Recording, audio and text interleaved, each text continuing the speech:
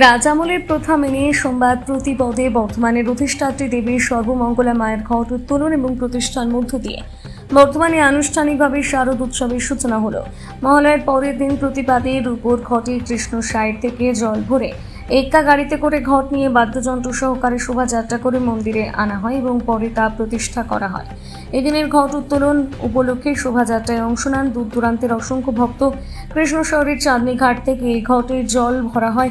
এরপর এক্কা গাড়িতে করে ঘট নিয়ে এসে এই ঘট প্রতিষ্ঠা করা হয় রাজবঙ্গের অধিষ্ঠাত্রী দেবী সর্বমঙ্গলা মায়ের মন্দিরে। কথিত আছে 1702 সালে স্বপ্নদেশ পেয়ে সুনুরিদের কাছ থেকে থাকা দামোদর নদীর পাড় থেকে উদ্ধার করে দেবীর সর্বমঙ্গলাকে বর্ধমানের মহারাজ কীর্তিচাঁদ মন্দিরে প্রতিষ্ঠা করেন। তখন থেকেই বর্ধমানের অধিষ্ঠাত্রী দেবী মা সর্বমঙ্গলা। রাজবঙ্গের নবরত্ন মন্দির এটি। প্রবেশপথে 3টি স্তরে পোড়ামাটির মূর্তি। মূল মন্দিরের সামনে নাট মন্দির, দক্ষিণে প্রবেশ পথ দিয়ে ঢুকে দুধারে 2টি শিব মন্দির। প্রতি বছর চিরাচরিত প্রথা মেনে মহালয়ার পরে প্রতিপদে দেবীর ঘট তোলা হয়।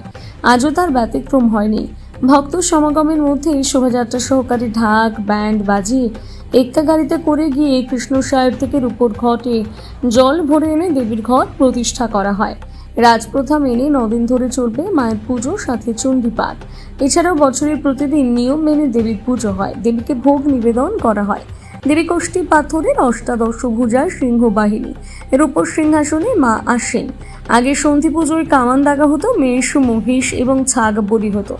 বর্তমানে তার হয় না। দেবী সর্বমঙ্গলা মন্দিরের সন্ধি পুজোয় কামানের আওয়াজ শুনে আশেপাশের সমস্ত জমিদার বাড়িতে সন্ধি পুজো শুরু হতো। নবমীতে এখন হয় নবকুমারী পুজো। নবদুর্গার বিভিন্ন রূপে নবকুমারী রূপে পুজোর প্রচলন আছে মন্দিরে। স্বাভাবিকভাবে সর্বমঙ্গলা মন্দিরের পুজোকে ঘিরে আনন্দে মাতোয়ারা বর্ধমানবাসীরা। এদিন সকাল থেকে ভক্তরা নতুন পোশাকে হাজির হয়েছিলেন সর্বমঙ্গলা মায়ের মন্দিরে। পরের দিন আজকে প্রতিপদ, আমাদের সর্বমঙ্গলা মায়ের পুজো, নবরাত্রি দুর্গা পুজো। যেহেতু নবরাত্রি পুজো 9 দিন ধরে পুজো হয়, আজকে আমাদের প্রতিপদের পরের দিন।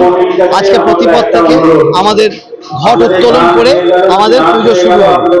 আমাদের এই মা হচ্ছেন রাঢ়বঙ্গের দেবী, রাঢ়ের জননী।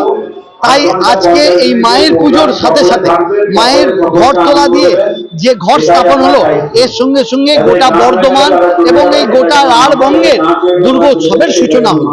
আমরা সকালবেলায় শোভাযাত্রা সহকারে ঘোড়ার গাড়িতে মায়ের ঘট আমরা কৃষ্ণসায়র থেকে তুলে আনি এবং সেই ঘট এখানে প্রতিস্থাপন করি।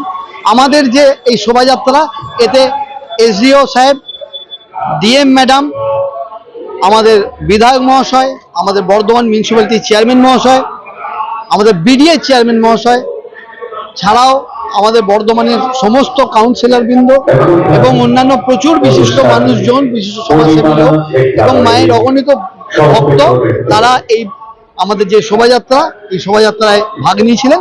তারপরে আমরা মন্দিরে এসে আমাদের এখানে আজকের নবরাত্রি পুজোর শুরু হয়েছে আমাদের চণ্ডীপাঠ। এখন আমাদের চণ্ডীপাঠ প্রত্যহ আমাদের সকালবেলায় চণ্ডীপাঠ চলবে। এছাড়া আমাদের সকালবেলা একটা প্রভাতকালীন সাংস্কৃতিক অনুষ্ঠান, এটা আজকে দিয়ে শুরু হলো। এছাড়া আমাদের প্রত্যেক দিন সন্ধ্যাবেলাতেই আমাদের সাংস্কৃতিক অনুষ্ঠান চলবে। এছাড়া আমাদের ষষ্ঠীর দিন বেলতলাতে আমাদের যে বেল সেখানে মায়ের বোধন হয়ে